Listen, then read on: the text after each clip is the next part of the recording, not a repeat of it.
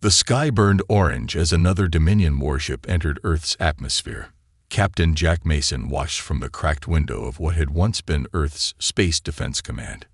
His hands gripped the metal railing until his knuckles turned white. "They're landing at the old airport now," Lisa Reed said, joining him at the window. Her face was smudged with dirt, and a thin scar ran from her right eye to her jaw. A gift from their failed last stand 3 months ago. "That makes 5 ships today." Jack nodded. "They're here for the last of our fleet." Outside, the sleek purple ships of the Dominion hovered over Earth's cities like giant predators. They didn't look like they had been built. They looked like they had been born.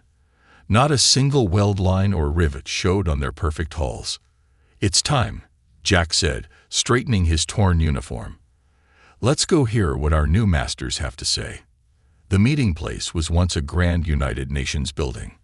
Now half of it was missing, blown away during the invasion. The remaining half had been quickly repaired with Dominion technology that made the human construction look like a child's attempt with building blocks. Lord Vex stood at the center of the room. Like all Dominion leaders, he was tall and thin with skin that shifted colors slightly as he moved. Right now, it glowed a confident gold. Jack and the other military commanders from around the world filed in and stood in a half-circle before Vex. None of them had slept in days. Some still wore bandages. "Earth representatives," Vex said, his voice clear but emotionless. "The war is over. Your planet is now part of the Dominion. Your courage was notable, if ineffective." A murmur of anger passed through the human group, but no one spoke up. What was there to say? Earth's military had thrown everything they had at the Dominion. Their best ships, weapons, and soldiers had barely scratched the alien fleet. "The terms are simple," Vex continued. "Humans will provide resources and basic labor. You will not develop new technology. You will not leave your solar system. You will not resist." Jack stepped forward. "And if we refuse?" Vex's skin rippled blue for a moment, the equivalent of a laugh. "Then instead of becoming useful members of the Dominion, you become extinct. The choice is yours, Captain Mason." Jack felt the eyes of the other commanders on him. As the former leader of Earth's Space Defense Force, many looked to him now. 6 billion lives hung on his next words. "We accept your terms," he said, the words like ash in his mouth. "Wise," said Vex. "My ships will collect all military technology from your bases worldwide. Anything that functions will be taken. Anything broken beyond repair, you may keep."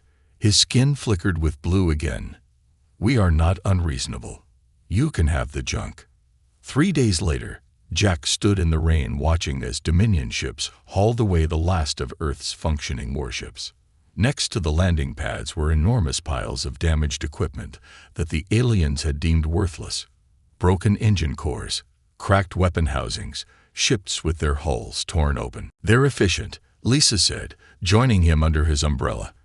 As Earth's leading engineer on the now-destroyed orbital defense platform, she had worked with Jack for years. "They're taking anything that works and leaving anything that would take effort to repair." "They think we're stupid," Jack said quietly.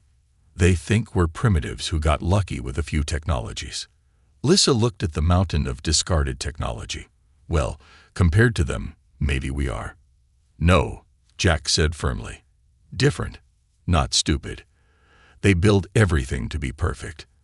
Every piece of their technology is elegant, efficient, but that's not the only way to solve a problem." Lisa raised an eyebrow. "What are you saying?" Before Jack could answer, Lord Vex approached them, flanked by 2 guards. Unlike the guards' shifting blue skin, Vex remained a steady gold. "Captain Mason." Engineer Reed. Vex gestured to the piles of scrap. "Your soldiers ask if they can take some of this broken equipment. For what purpose, I wonder?" "Souvenirs," Jack said quickly. "Reminders of our defeat." "Ah," Vex said, his golden skin rippling slightly. "How sentimental. Yes, take it all if you wish. Your primitive minds couldn't possibly do anything useful with it." As Vex walked away, Lisa turned to Jack with fire in her eyes. I want to prove him wrong so badly. Jack watched the Dominion ships rising into the evening sky. We will, he said quietly, round up every engineer, programmer, and scientist who survived. Tell them to meet us at the old mining complex in the Rocky Mountains. Why there? Because it's deep, it's isolated, and the Dominion thinks it's just a simple mine now. Jack's eyes never left the departing ships. They expect us to mine resources for them. We'll do that on the surface. But underground, we're going to do something else. What exactly? Jack finally looked at her, a dangerous smile forming on his face. We're going to take their junk and build nightmares. The abandoned mining complex was cavernous. Its largest chamber could have held 3 football fields.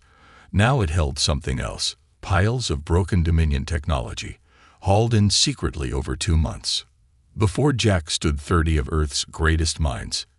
Engineers, physicists, computer scientists. All had lost something to the Dominion. All had a reason to fight. They think we're beaten, Jack said, his voice echoing in the vast space. They think we're primitive. But humans have one advantage they don't understand. We know how to make do with what we have. We know how to improvise. He pointed to the alien technology piled around them. They gave us their scraps because they couldn't imagine what we might do with them. Their technology is perfect, designed to work exactly one way. But we're going to make it work our way. Lisa stepped forward. I've been studying their engine cores. They're designed to work in harmony, in perfect balance. But what if we deliberately unbalance them? Create controlled chaos. Mark Davis, a programmer who had lost his wife in the invasion, nodded eagerly. Their computer systems reject anything that doesn't follow their logic patterns. But I think we can create hybrid systems, part human, part Dominion, that they wouldn't recognize or know how to counter. Exactly, Jack said. We're not going to build pretty ships. We're going to build monsters, nightmares, things that shouldn't work but do. He looked around at the determined faces. This will take years. We'll have to work in secret, maintain the pretense of defeat. And then, asked an older woman, Dr. Wilson, who had once designed Earth's defense satellites. Jack's face hardened. And then we take back our world, one ship at a time. A hush fell over the group as they considered the enormity of what he proposed. Then Lisa stepped forward. I'm in, she said simply. One by one, the others joined her. Soon all 30 stood in a circle, hands joined. They gave us junk, Jack said. We'll build nightmares, they answered as one.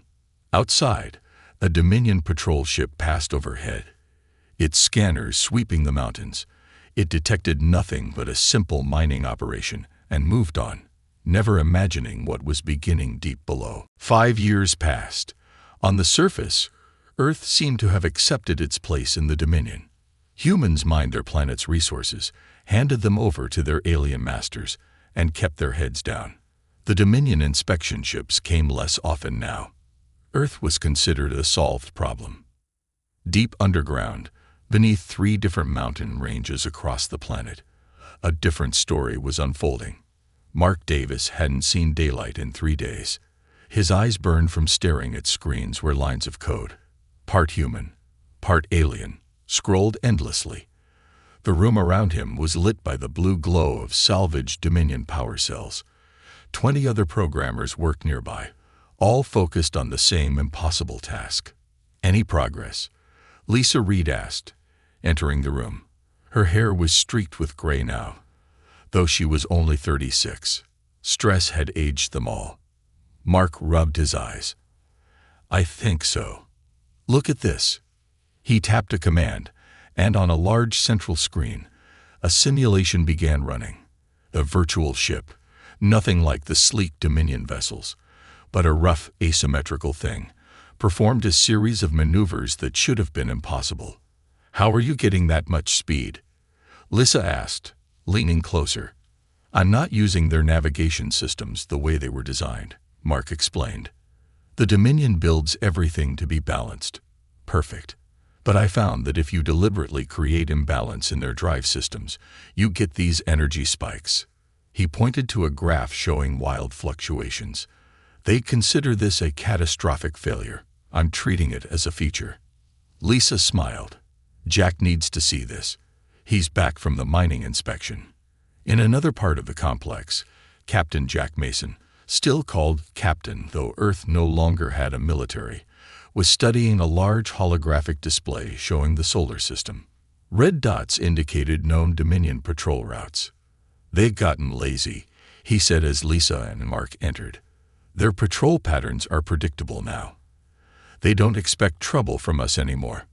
"They'll get trouble all right," Lisa said. "Mark's made a breakthrough with the navigation systems." "Show him."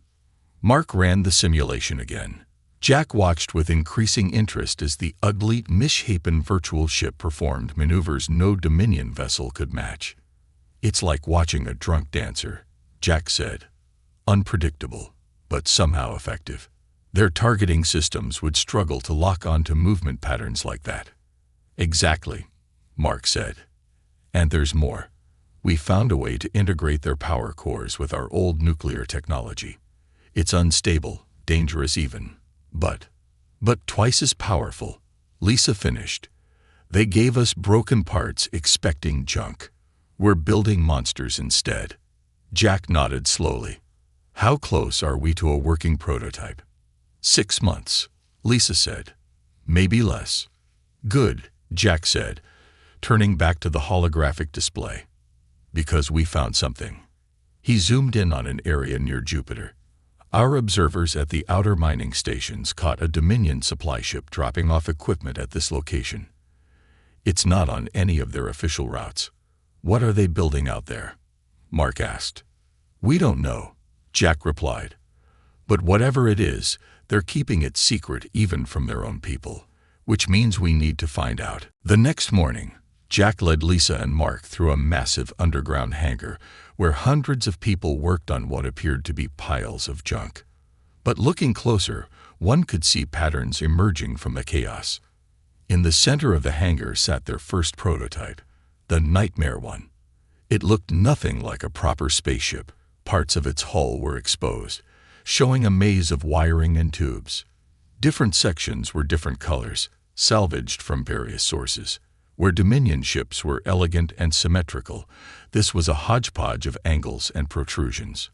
"It's ugly," said a voice behind them. They turned to see Tom Fletcher, a former civilian pilot who had lost his family during the invasion. "But I'm guessing that's the point." "Beauty isn't the goal," Jack confirmed. "This ship needs to do things the Dominion can't predict or understand." Tom walked around the vessel, examining it with an expert's eye. The engines are massive compared to the hull size. "Overcharge," Lisa explained. "We're running their power cores hot, way beyond safety parameters. A Dominion engineer would have a heart attack seeing this design. And that's our advantage," Jack added. "They follow rules. We're breaking them." Tom nodded. "When do we fly?" "We need a pilot crazy enough to test it," Jack said with a slight smile. Tom's eyes lit up. "I volunteer." 3 months later, in the dead of night, the mountain above the secret base split open, a hidden door large enough for a ship to pass through. The Nightmare One rose slowly from its underground home, its engines glowing an angry red instead of the cool blue of Dominion technology. Inside the cramped cockpit, Tom Fletcher gripped controls that were part salvaged Dominion interface, part human design. The ship hummed around him, vibrating in a way that felt dangerous, alive. "This is Nightmare One," he said into his headset. "Ready for test flight." From the control room, Jack's voice responded. "Remember, stay within the atmosphere. Keep below their orbital sensors. All we need to know is if this thing flies without exploding." "Copy that," Tom said, then added, "But if it does explode, I can't think of a better way to go." He pushed the engines to quarter power. The ship shot forward with such acceleration that Tom was slammed back into his seat. Warnings flashed across his screen. Heat levels rising, power fluctuations, structural integrity compromised. The Dominion would have shut the engines down immediately. Tom grinned and pushed them harder. The ugly ship tore through the night sky, performing maneuvers that defied conventional aerodynamics. It didn't bank gracefully like Dominion ships. It jerked, it stuttered, it sometimes seemed to skip through the air. But it flew, and it was fast.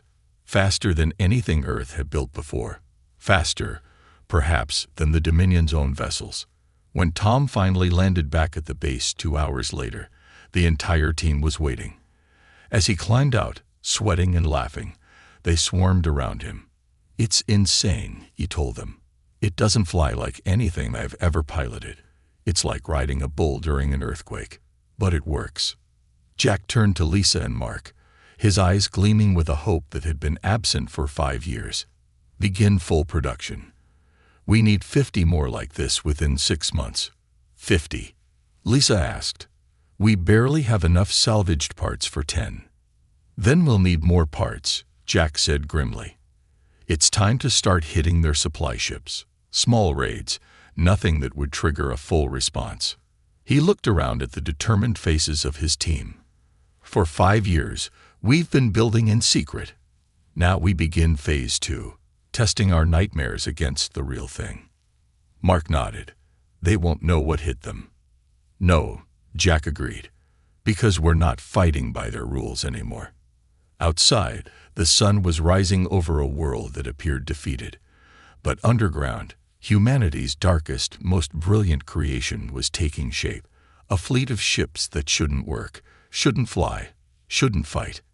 A fleet of nightmares. 10 years after the invasion, the Dominion patrol ship Bright Sentinel moved through Jupiter's orbit on its regular route. Inside, Commander Relk's skin shifted to a bored gray as he logged another uneventful patrol. "Scan the moons again," he ordered his crew. "Then we can return to base." The sensor officer began the scan, then paused. "Commander, there's an odd reading from the storm system. Might be a sensor malfunction." Relk sighed. "Run diagnostics. These ships are too old for this outer patrol duty." The sensor officer never got to run the diagnostics. From within Jupiter's swirling storms, 12 ships emerged, if you could call them ships. They looked like no vessels the Dominion had ever built. Jagged, asymmetrical, with parts clearly salvaged from different sources, they resembled floating junk heaps more than warships. Relk's skin flashed alarm red. "Impossible," he whispered. The human ships, for they could only be human, moved in patterns that defied prediction. They didn't form neat attack formations like Dominion vessels would. Instead, they swarmed like angry insects, each following its own chaotic path. "Open communications," Relk ordered. "Unknown vessels, this is." The human ships opened fire, but instead of the clean energy beams of Dominion weapons, these fired strange hybrid projectiles. Physical shells surrounded by energy fields that overwhelmed the Dominion shields through sheer brute force, rather than elegant penetration. The Bright Sentinel never sent a distress call. On the bridge of Nightmare Actual, Jack Mason watched the Dominion patrol ship explode on his viewscreen. "First blood," he said quietly. Lisa stood beside him, her eyes fixed on the readings from their ships. All Nightmare vessels report systems functioning within acceptable parameters. She allowed herself a small smile. "Well, acceptable to us anyway. A Dominion engineer would be having a fit." "Any sign of other patrols?" Jack asked. Tom Fletcher, now fleet commander of the fighter-class Nightmare vessels, checked his scanners. Nothing in range. They weren't expecting trouble here. Not after 10 years. Jack nodded. "Begin salvage operations. I want everything we can use from that wreckage." Then back to hiding positions. As the Nightmare fleet moved to collect valuable parts from the destroyed Dominion ship, Jack stared out at Jupiter's swirling storms. The gas giant had proven to be the perfect hiding place. Its massive storms interfered with Dominion sensors, and its radiation would have damaged their sensitive instruments if they ventured too close. But the Nightmare ships, with their crude shielding and redundant systems, could handle it. "Do you think they'll figure it out?" Lisa asked quietly. Not immediately, Jack replied. One missing patrol ship isn't enough to raise a major alarm. They'll send investigators, assume it was a navigation error or equipment failure. And then, Jack's face hardened. Then we take more of them, one by one, building our strength until we're ready for something bigger. In the Dominion Command Center on Earth, Lord Vex studied the report of the missing patrol with mild concern. His skin rippled with brief flashes of yellow, the color of analytical thought. No distress call, he asked the officer before him. None, my lord. The ship simply failed to return or report. Vex dismissed the idea of human involvement immediately. In 10 years, the primitives had shown no sign of rebellion. They worked in their mines, provided resources as demanded, and kept to themselves. Their military capability had been thoroughly dismantled. Send a search vessel to its last known coordinates, Vex ordered. Most likely a navigation error took them too close to the gas giant. These outer system patrols are monotonous. Crew error increases. Yes, my lord. After the officer left, Vex turned to look out at the Earth skyline. The humans had proven to be disappointingly docile. He had almost hoped for more resistance. It would have made subjugating them more satisfying. When 3 more Dominion patrols disappeared near Jupiter over the next month, Vex could no longer dismiss it as coincidence. He ordered a battle group, 5 warships, to investigate. The battle group entered Jupiter's orbit with weapons charged and shields at maximum. They expected pirates, perhaps, or some natural phenomenon. What they found were monsters waiting in the storm. This time, the Nightmare fleet didn't bother hiding. 15 vessels, ranging from fighter size to one massive capital ship, emerged from Jupiter's clouds. Each was uglier than the last, asymmetrical horrors built from salvaged parts, their hulls bearing scorch marks and hasty repairs. On the bridge of the lead Dominion warship, Captain Marne's skin paled to white shock. Those are human designs. His second-in-command zoomed in on the images, mixed with our technology. But how? They couldn't possibly understand. Open fire, Marne ordered. All ships, full attack pattern. The Dominion vessels moved with perfect coordination, forming a flawless attack formation. Their weapons charged with the same beautiful synchronization that made Dominion technology so superior. The human fleet did the opposite. Each ship moved independently, following no discernible pattern, where Dominion ships aimed for clean kills, targeting engines or command centers. The human vessels tore into their enemies with savage, unpredictable attacks. From the bridge of the newly completed Nightmare Actual, Jack watched the battle unfold. They still don't understand, he said to Lisa. They're fighting by the book. We burned the book, she replied, gripping the console as their ship shuddered under enemy fire. The massive Nightmare flagship shouldn't have been able to move as it did, rolling to present its strongest shields, then suddenly jerking in the opposite direction when the Dominion adjusted their aim. Its engines glowed an angry red, occasionally belching flames when pushed beyond safe limits. All ships, execute Plan Chaos, Jack ordered over the fleet channel. The Nightmare vessels broke their loose formation entirely, each acting as if operated by a madman. They took hits, many hits, but their crude, overlapping shield systems and heavily armored hulls absorbed damage that would have destroyed more elegant ships. And they hit back harder. Where Dominion weapons were precise, the Nightmare fleet's cobbled together weapons were brutal. They didn't elegantly disable, they tore apart. 3 Dominion warships were destroyed in the first 10 minutes. A 4th soon followed.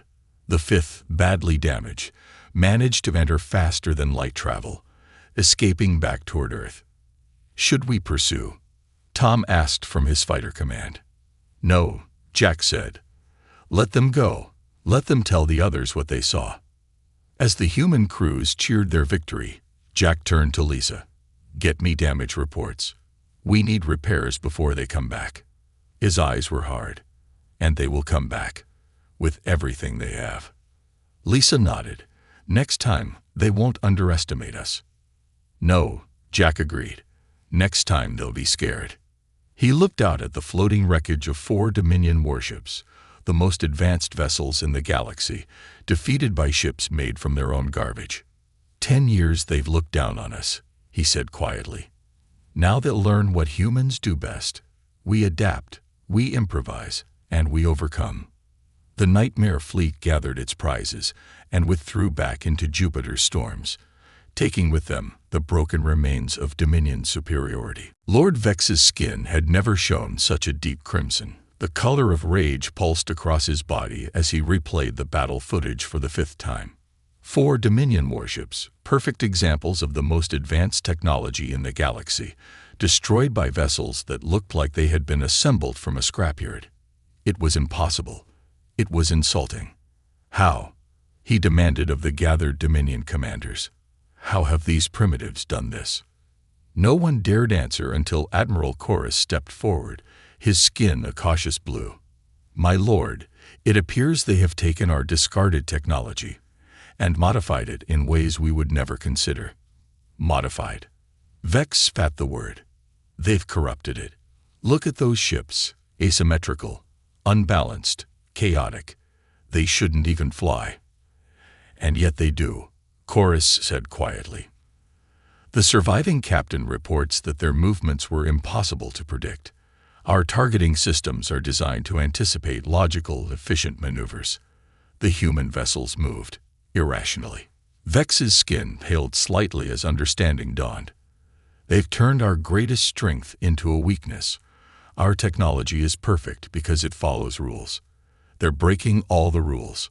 He turned to stare out at Earth through the command center window. For 10 years, he had thought the humans beaten, docile. All the while, they had been building nightmares. Prepare the main battle fleet, he ordered. All of it. We will crush this rebellion before it spreads. Deep in the asteroid belt between Mars and Jupiter, the Nightmare fleet was growing. What had begun as a dozen ships was now nearly 100, each uglier and more dangerous than the last. Inside a hollowed-out asteroid that served as their main construction facility, Jack Mason met with his commanders. The room was lit by the blue-green glow of salvaged Dominion power cells. Maps and tactical displays covered the walls. The Dominion is mobilizing their main battle fleet, Jack told the gathered leaders. Over 50 warships, including 3 command vessels. Tom Fletcher whistled. That's overkill. That's respect, Lisa corrected. They're not taking any chances after what happened at Jupiter. Jack nodded. The question is, are we ready to face a force that size? Mark Davis, now Chief of Weapons Development, stepped forward. We've completed the first Dreadnought-class vessel, the Nightmare Prime. It's something even we think is crazy. Jack raised an eyebrow. How crazy?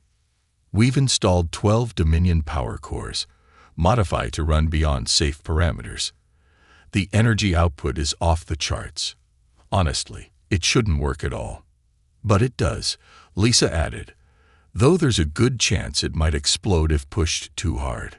So it's a ship that might kill its own crew, Jack said thoughtfully. Perfect.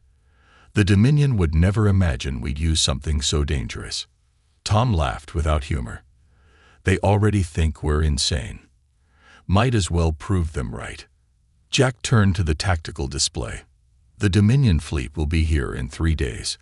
We don't have the numbers to face them head-on, even with the Dreadnought. Then we don't fight fair, said a new voice. Anna White, former guerrilla fighter before the invasion, now captain of a mid-sized Nightmare vessel, stepped into the light. We've hidden bases throughout the asteroid belt. We use them, hit and run, divide their forces, make them chase shadows. Jack nodded slowly. Guerrilla tactics, space warfare style. It could work. It has to work, Lisa said quietly, because after this, there's no going back. The Dominion battle fleet entered the asteroid belt with weapons charged and shields at maximum. 53 warships in perfect formation, a display of overwhelming force that had subjugated countless worlds. On the bridge of the command ship, Lord Vex watched the scanner readings with intense focus, his skin rippling between angry red and cautious yellow. "Spread the fleet into search pattern," he ordered. "Find their bases." The perfect formation broke into smaller, equally perfect groups. They moved with mathematical precision through the asteroid field, their sensors probing every rock large enough to hide a ship. They found nothing for 2 days. Then a small Dominion patrol of 3 ships reported contact near a large asteroid cluster. By the time reinforcements arrived, all 3 ships had been destroyed, and there was no sign of the attackers. Similar reports came in from across the asteroid belt. Small groups of nightmare vessels would appear, strike hard and fast, then vanish among the asteroids before larger forces could respond. Vex's skin pulsed with frustrated crimson. "They're toying with us. Concentrate the fleet. Force them to commit to a real battle." As the Dominion ships regrouped, sensors detected a massive energy signature hidden behind Mars.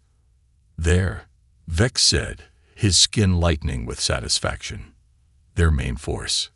The Dominion fleet changed course, moving with elegant efficiency toward Mars. As they rounded the planet, they found what they were looking for: a group of 30 nightmare vessels, including one massive ship that dwarfed the others. "Surround them," Vex ordered. "No escape this time." The Dominion ships moved to encircle the human fleet. Their formation was flawless, leaving no gaps. On the bridge of the Nightmare Prime, Jack Mason watched the track close. "All ships, hold position," he ordered. "Wait for my signal." Tom Fletcher's voice came over the comm from his fighter squadron. "They outnumber us almost 2 to 1, Captain." "Numbers aren't everything," Jack replied. "Lisa, is the primary weapon ready?" At the engineering station, Lisa's fingers flew over controls that were part Dominion, part human. "Ready, but unstable. We'll get 1 shot before the cores need to cool." "1 shot is all we need," Jack said. He opened a channel to the entire fleet. "All vessels, prepare for Plan Nightmare. On my mark." The Dominion fleet finished their encirclement. From his command ship, Lord Vex allowed himself a moment of satisfaction.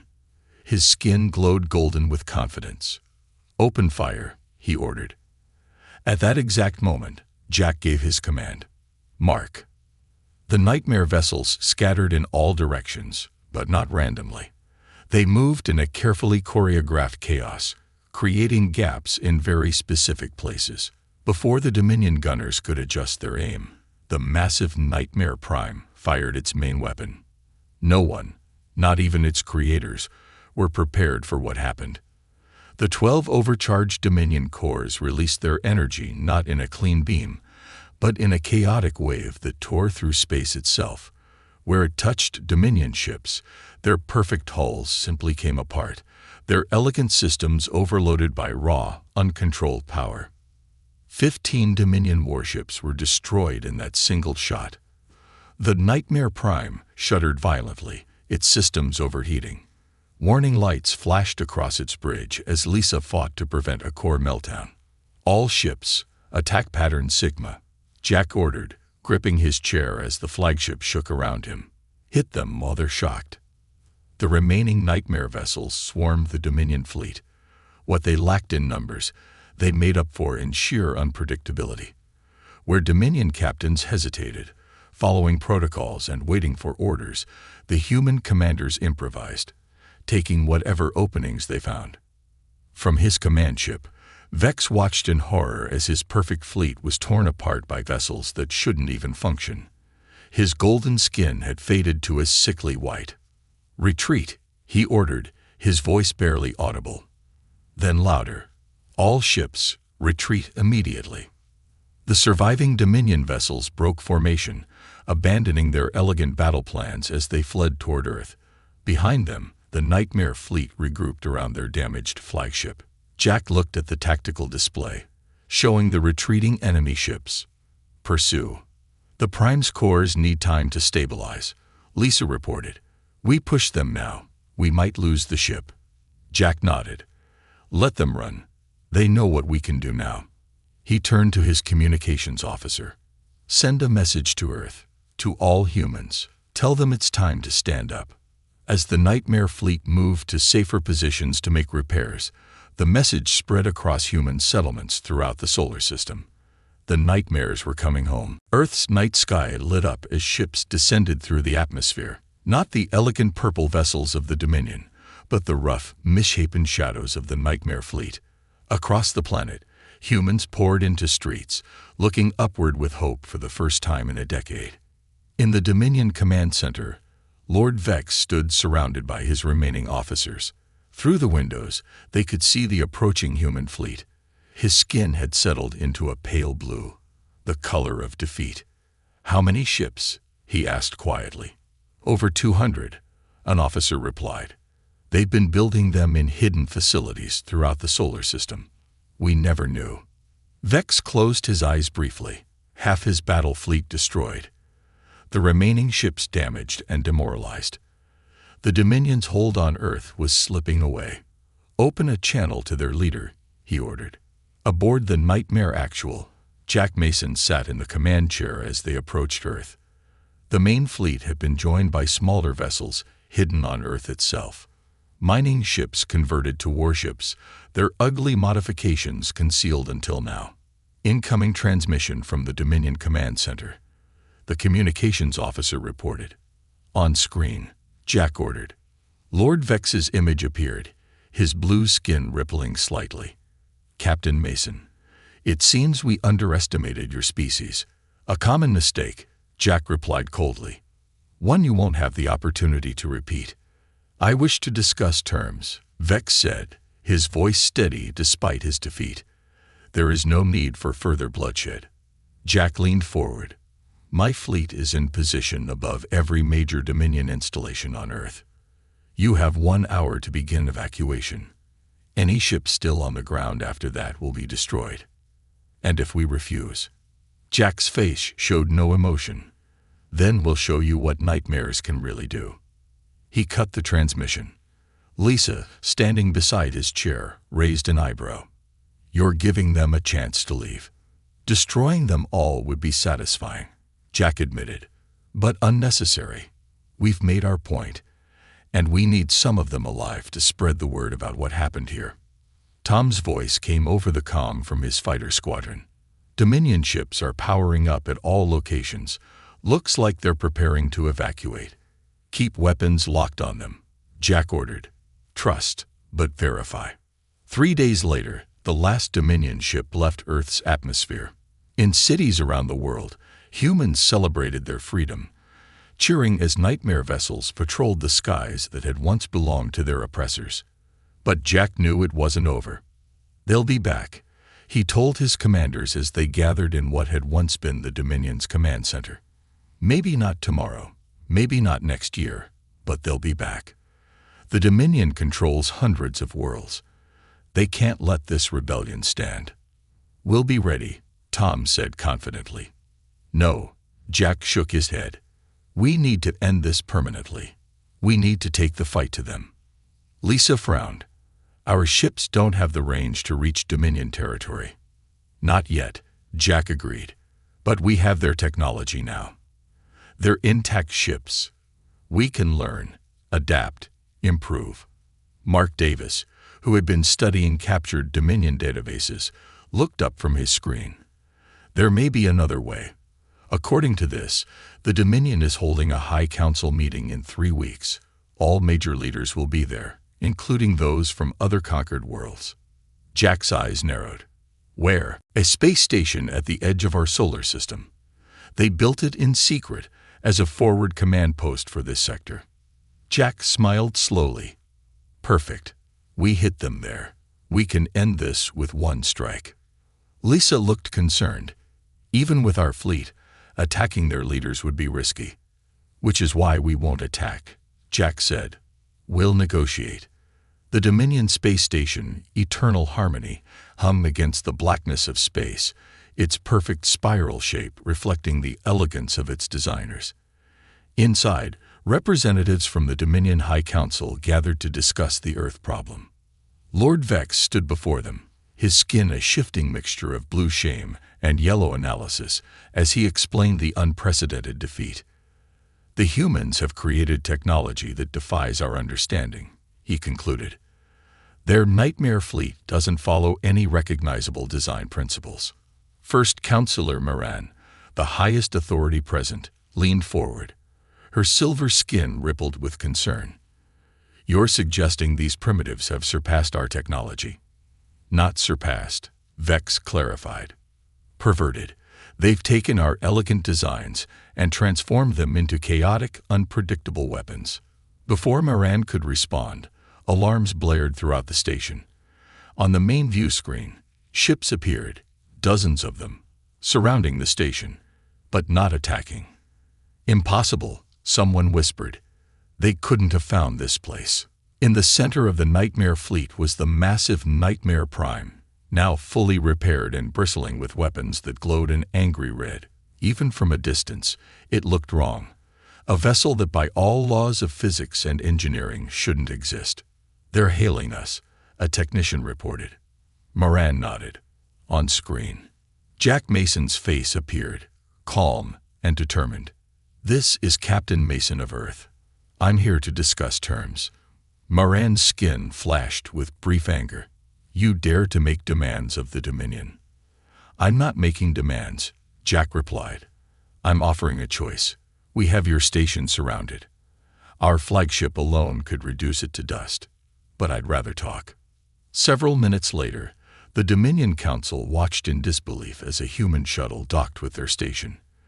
When Jack Mason walked into their council chamber, flanked by Lisa and Tom, there was an audible murmur of shock. Jack looked around at the alien faces, then focused on First Counselor Moran.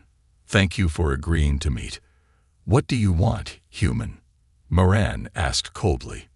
"Earth's complete independence," Jack said without hesitation. "And a seat on the Dominion Council." The chamber erupted in outrage. Voices shouted that this was impossible, unthinkable, that no conquered world had ever been granted such status. Moran raised a hand for silence. "And if we refuse, then the Nightmare fleet will take the war to your core worlds," Jack said simply, "one by one." Lord Vex stepped forward. "You couldn't possibly reach our homeworlds. The distance." "We've already adapted your FTL drives," Lisa interrupted. "Crude versions, but they work. And we're getting better every day." "You called us primitive," Jack continued. "But primitive doesn't mean stupid. You gave us junk because you couldn't imagine what we'd do with it. Your mistake was thinking inside your perfect, elegant box. We built outside it. We built nightmares." Moran studied him for a long moment. "And if we agree to your terms, then we become allies, not enemies," Jack said. "Earth gets its freedom, and the Dominion gets something it desperately needs." "And what is that?" Moran asked. Jack smiled slightly. "Innovation. New ways of thinking. Because sooner or later, you'll meet someone out there who isn't impressed by your perfect technology. When that happens, you'll need nightmares on your side." 3 months later, Jack stood on the observation deck of the New Earth Defense Headquarters, watching ships move through the sky above. Some were the familiar ugly shapes of the Nightmare fleet. Others were the elegant purple of Dominion vessels, now allies, not conquerors. Lisa joined him, handing him a data tablet. "The treaty has been ratified by all parties. Earth is officially an independent member of the Dominion Council." "Not bad for a bunch of primitives with junk," Jack said with a small smile. "The Dominion engineers are still trying to understand how our ships work," Lisa said. "They keep saying our designs violate fundamental principles." "That's our greatest strength," Jack replied. "We don't care about principles. We care about results." Tom entered, grinning widely. "You won't believe this. 3 other worlds have requested our help in designing their defense fleets. They want nightmares of their own." Jack laughed. "And so it begins. From conquered to consultants in less than a year." He looked out at the stars, thinking of all the worlds beyond, some Dominion, some not yet discovered. Earth was no longer alone or helpless. "Not bad," he repeated softly, for a planet full of primitives with junk. Lisa smiled beside him. Next time someone dumps their trash on us, they'd better hope we like them, Jack finished, because we know how to build monsters from garbage now. The Nightmare Fleet continued its patrol, ugly and magnificent against the blue Earth sky, a reminder to the galaxy that sometimes the most dangerous weapons are the ones you throw away.